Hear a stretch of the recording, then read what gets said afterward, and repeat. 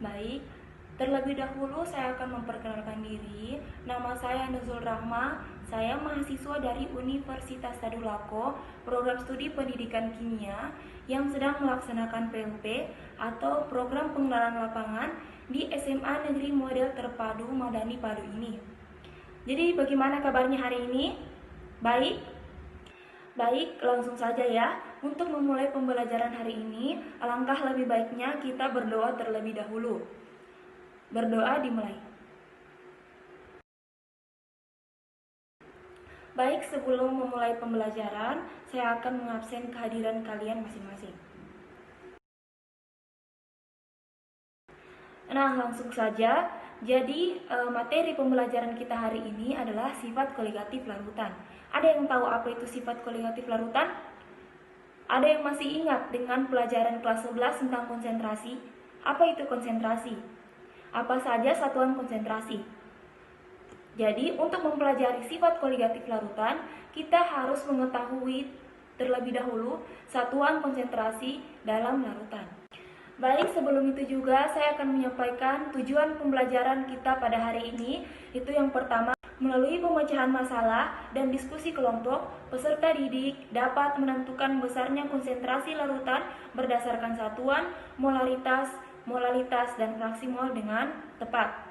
Kemudian, melalui pemberian video ilustrasi gambar, peserta didik mampu menjelaskan penyebab penurunan uap dengan mudah. Nah, yang ketiga, melalui pemberian masalah dan diskusi kelompok, siswa dapat menghubungkan besarnya konsentrasi larutan dan penurunan tekanan uap dengan teliti. Baik, langsung saja diperhatikan PowerPoint-nya. Yaitu yang pertama, satuan konsentrasi larutan. Jadi satuan konsentrasi larutan ini ada beberapa macam, yaitu molaritas yang disimbolkan dengan M besar, molalitas yang disimbolkan dengan M kecil, dan fraksi mol. Langsung saja, molalitas yang disimbolkan dengan M kecil. Jadi, molalitas ini merupakan satuan konsentrasi yang penting untuk menentukan sifat-sifat yang tergabung dari jumlah partikel di dalam larutan. Selanjutnya, molalitas didefinisikan sebagai banyaknya mol zat terlarut yang dilarutkan dalam 1 kg atau 1000 gram pelarut. Misalkan, jika 2 mol zat garam dapur dilarutkan di dalam 1000 gram air, maka molalitas garam tersebut adalah 2 molar. Nah, ini rumusnya, M sama dengan N dikali 1000 per P, di mana M sama dengan molalitas larutan, N sama dengan jumlah mol zat terlarut, dan P sama dengan massa pelarut dalam gram. Selanjutnya, jumlah mol zat terlarut, N tadi, yang di atas, dapat kita tentukan dengan membagi massa zat terlarut dengan MR atau massa molekul relatif zat terlarut.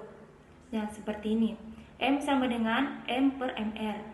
M per MR ini adalah N tadi, jumlah mol zat terlarut. Nah, dikali 1000 per P.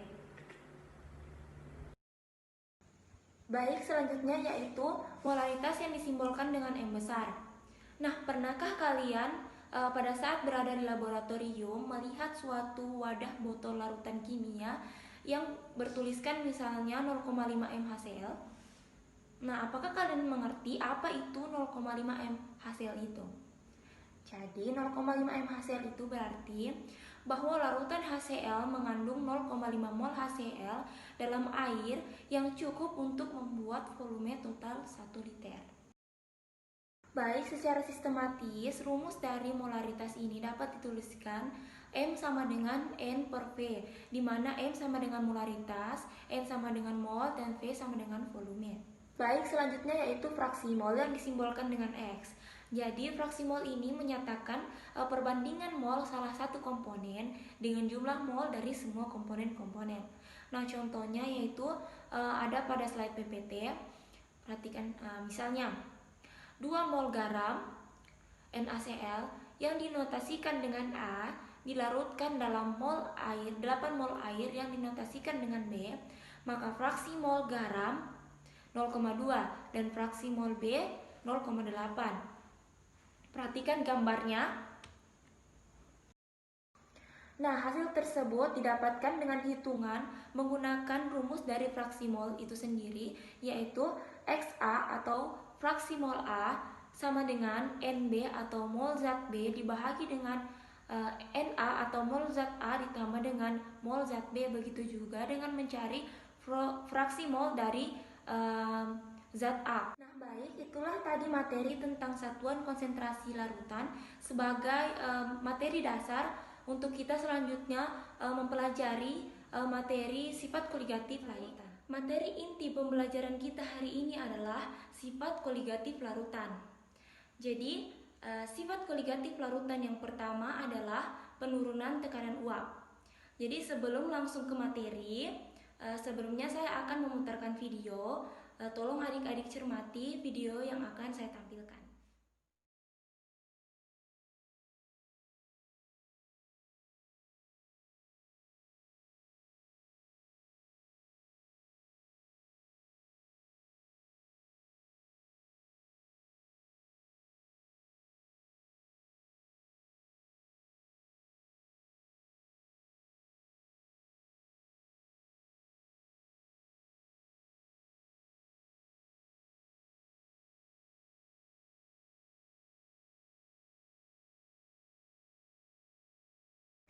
Nah, setelah memperhatikan video, saya ingin bertanya ke adik-adik sekalian.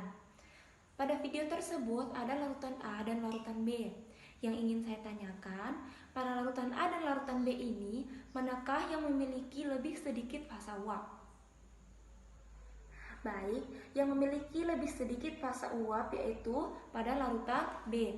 Nah, mengapa demikian? Nah, bisa kita lihat pada video bahwa larutan A memiliki lebih banyak fasa uap daripada larutan B, karena larutan B telah dicampur dengan zat terlarut. Pemahaman yang dapat kita ambil dari fenomena tersebut adalah bahwa penambahan zat terlarut di dalam suatu pelarut murni menyebabkan partikel-partikel di dalam suatu larutan itu menjadi lebih tidak teratur dibandingkan dengan partikel-partikel yang ada pada pelarut murni.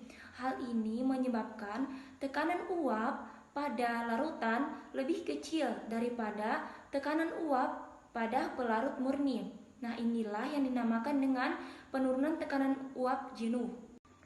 Nah, bagaimana hubungan penurunan tekanan uap dengan partikel? Jadi, menurut Raoult, tekanan uap pelarut di atas suatu larutan atau dengan disimbolkan P sama dengan hasil kali tekanan uap pelarut murni P0 dengan fraksi mol zat pelarut dalam larutan atau X. Jadi dapat dituliskan secara sistematis yaitu P sama dengan X dikali dengan P0. Tekanan uap sama dengan fraksi mol dikali dengan tekanan uap pelarut murni. Nah, itulah tadi materi mengenai penurunan tekanan uap. Baik, selanjutnya mohon adik-adik sekalian memperhatikan bahan ajar yang telah saya bagikan.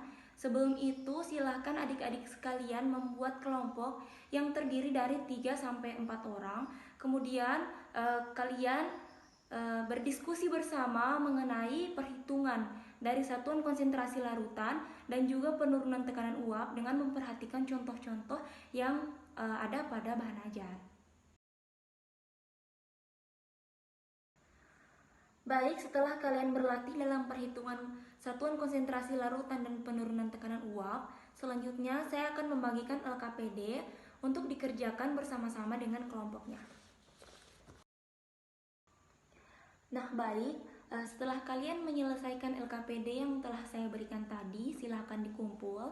Dan sebelum mengakhiri pembelajaran kita hari ini, saya akan membacakan kesimpulan materi tentang sifat koligatif larutan pada hari ini, yaitu satuan konsentrasi yang digunakan pada penentuan sifat koligatif larutan yaitu molalitas, molaritas, dan fraksi mol. Dan juga penurunan tekanan uap dapat diartikan sebagai berkurangnya tekanan uap pelarut murni akibat penambahan dari suatu zat terlarut.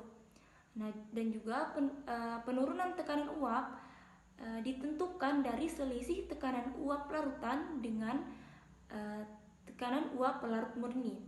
Jadi semakin banyak zat terlarut, semakin rendah tekanan uap larutannya.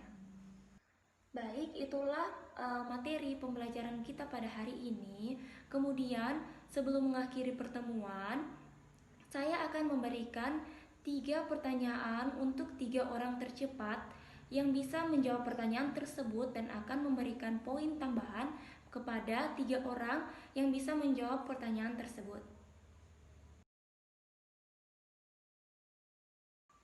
Nah, baik, setelah kuis tadi, selanjutnya saya juga akan memberikan soal esai sebagai pekerjaan rumah yang kemudian kita kumpulkan pada pertemuan kita selanjutnya, yaitu minggu depan. Baik, sebelum mengakhiri pertemuan, marilah kita membaca doa terlebih dahulu. Berdoa dimulai.